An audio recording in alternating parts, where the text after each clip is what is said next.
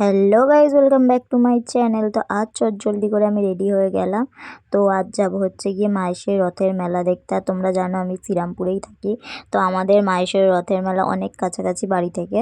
তো এই দেখো টোটো করে ফার্স্টে চলে গেছিলাম, যেহেতু আমরা উল্টো রথের আগের দিন গেছিলাম। তো মাসির বাড়িতেই তখনও জগন্নাথ ছিল।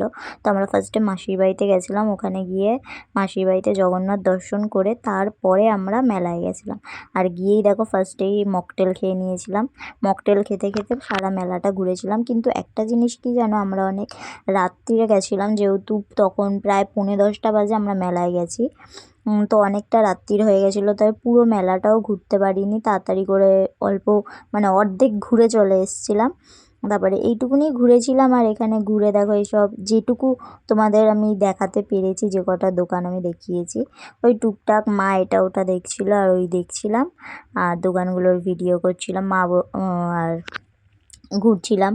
তো এই ঘুরেইছি লাস্টে তো মেলা পুরো প্রায় ফাঁকা হয়ে গেছে। আমরা যখন মেলা থেকে এসেছি রাত্রি 11:30টার সময় আমরা মেলা থেকে ফিরছিলাম। তারপরে দেখো এখানে ওরা কেনাকাটি করছিল।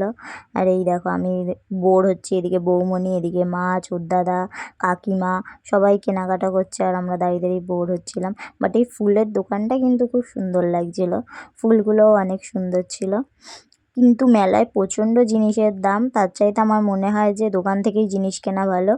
আর চাইলেও তোমরা চেঞ্জ করতে পারবে, বাট মেলার জিনিস তোমরা চেঞ্জ করতে পারবে না। তো এই দেখো মেলা পুরো ফাঁকা হয়ে গেছিলো। তারপর কি করব, লাস্টে আমরা একটা আইসক্রিম খেয়েছিলাম, সবাই একটা করে আইসক্রিম খেয়ে আমরা বাড়ি চলে এসেছিলাম। আর এসেই দেখো একটু কোল্ড ড্রিঙ্কস খেয়ে নিলাম। টাটা সবাইকে।